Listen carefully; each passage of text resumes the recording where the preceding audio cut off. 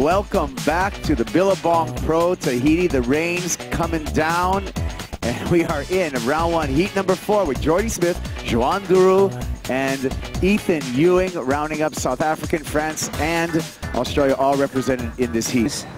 You pull in, the battle's like, you know, it's so hard to get out, but I'm so happy to make the first heat, and I hope to keep going and get better. And you're deadly in any kinds of conditions. How special would it be for you to win this event? I love it, Tahiti, you know, and once he hits the water.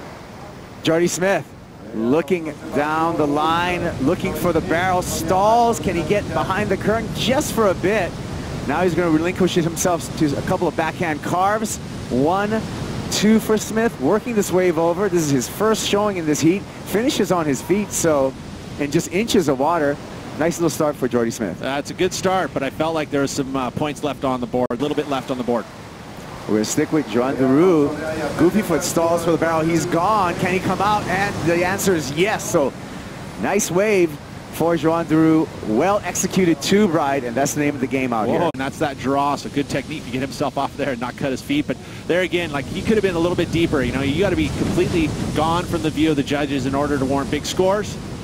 And I will see that Joan Duru definitely getting the better of the exchange here, much deeper. Good surfing, though, by Jordy. I definitely milked that wave all the way to the reef, but they're completely gone from view, and we're looking into the barrel. So this is going to be a wave that's going to rival the best wave of the day from what we saw in the last Isolo. So conditions improving. Again, we want that sun. I think that really kind of turns the wind to a better direction. Ethan Ewing, the youngster, youngest surfer on tour right now, is going to go to backhand turns on his opening ride. Nice vertical approach for that final turn, but unable to push through and go complete. Having that priority is you can sit where you like. Take another look at Ethan Ewing, Peter. So Ethan Ewing catches this wave way up on the top of the point. Those waves that come in at the top of the point are going to run the reef. They're going to give you open face, which he was able to find here. Rattles off a couple turns, and incomplete on the last. Going to be a pretty average score, but it could rival what we saw from Jordy Smith. The trigger, right? And I think that he thought that this was going to be an opportunity, and see how it's down the reef, you know, and he's looking at it going, okay, if I just put myself a 5 on the board, it looks like they're going to need, you know, solid 7s now at this point. Possible 20.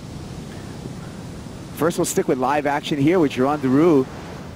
Under priority, Jordy lets him go. Joan is able to bang the lip once, vert on turn number 2, and kicks out.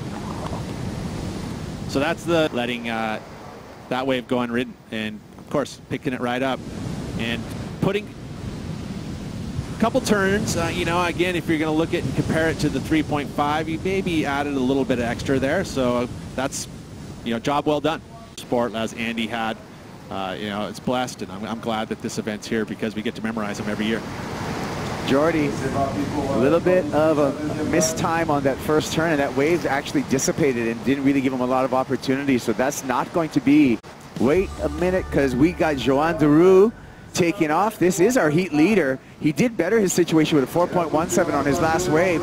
Wow, pretty dynamic there with his body and able to pull his board back underneath him on that second turn. And almost fell 4.17. Did a good job here. Again, first turn, does the snap. The section's going to close out. It's not going to barrel, so he throws itself up there, gets up there a little late, and actually had the lip kind of hit him in the chest or in the stomach.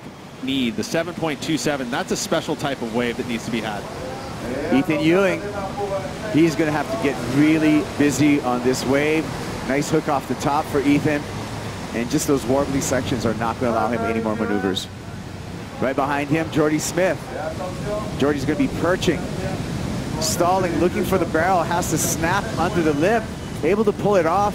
A little messy on that one. Gets a second turn and then has to kick out right as the wave gets into very, very shallow water. Well, I mean, you're looking at comparisons in every heat. As you take a look at the replay here, he wanted that thing to barrel right off the gates, but he knew it wasn't going to, so he elected to go to turns, and just turns aren't going to do enough, and he knew it. After that first turn and missing. The horn signifies it is official. Joan Duru on to round number 3. We're going to bring in Joe Turpel and Martin Potter for the call